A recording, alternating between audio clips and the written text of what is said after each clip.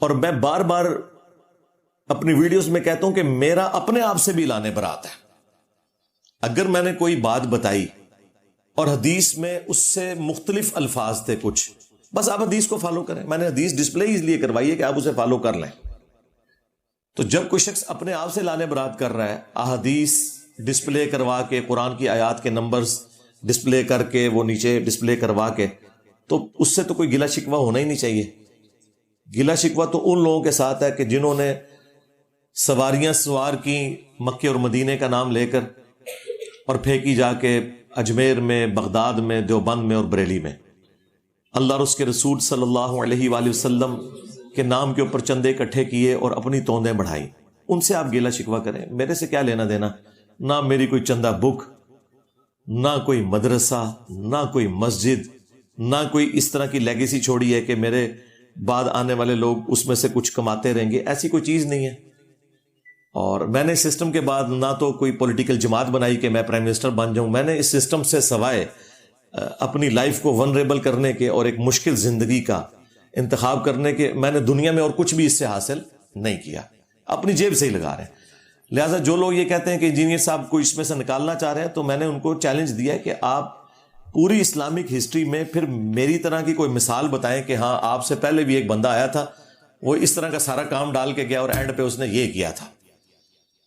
ایک بندہ ان کو ملتا ہے مولانا مودودی، اور ان کے بارے میں بھی جو کچھ انہوں نے جھوٹ بولا، اللہ کے فضل سے لعنتیں پڑی ان کے بزرگوں کے اوپر. ایک ایک بات غلط ان کے بزرگوں کی ثابت ہوئی.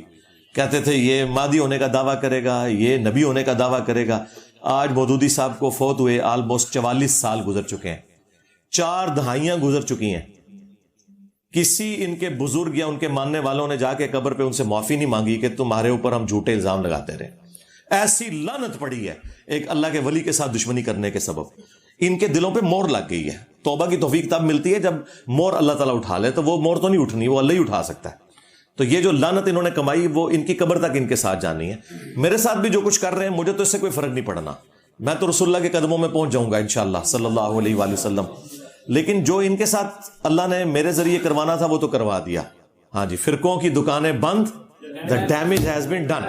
ٹھیک ہے، لہٰذا اب آپ ان کی چیخیں انجوائے کریں. ہاں، ایک بڑی بوتل رکھ کے 1.5 لیٹر کی، یا بڑا میری طرح کوئی مگ رکھ لیں دودھ پتی کا، اور 7 چپسوں کا پیکٹ یا گھر کے بنے ہوئے چپس، اور ان کی چیخیں انجوائے کریں. بس دیکھیں یہ لوگ ہر اتوار کو بیٹھے ہوتے ہیں کہ میں شاید ان کے نام لے کے انہیں ڈسکس کروں گا. دیکھ لیں کتنے بڑے بڑے یہ ہنگامے کرتے ہیں. میں ان کو اس قابل بھی نہیں سمجھتا کہ ان کا نام لے کے ان کے کسی ایشو کو ڈسکس بھی کروں. یہ کتنی بڑی سزا ہے جو میں نے دنیا میں ان کو دے دی ہے.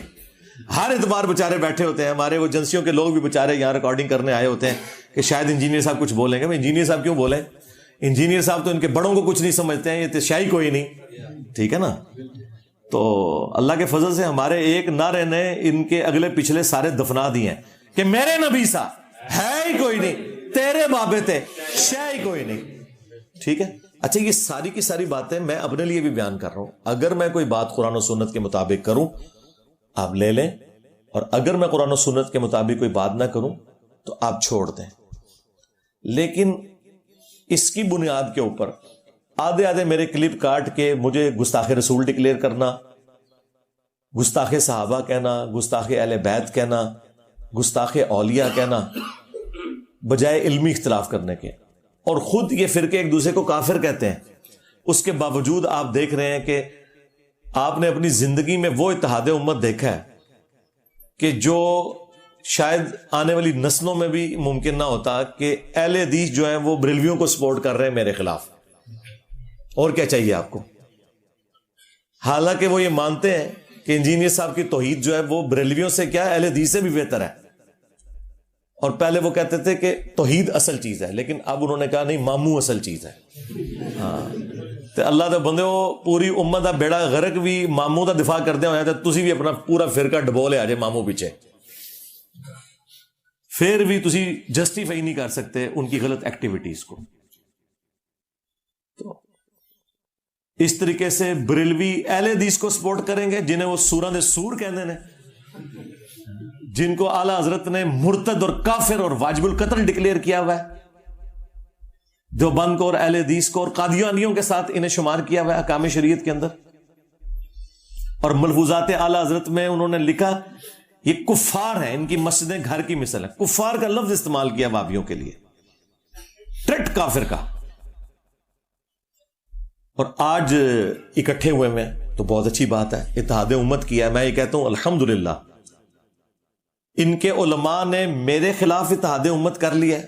اتحاد علماء، اتحاد امت نہیں. اور ان کی عوام نے میرے حق میں ان کے خلاف اتحاد امت کر لیا ہے. تو دیکھیں اب دو ہی پارٹیاں رہ گئی ہیں، ایک اللہ رسول کی ماننے والی، ایک فرقوں کی ماننے والی، کہ جو فرقوں کی نوکری اور ان کے چندے بچا رہی ہے.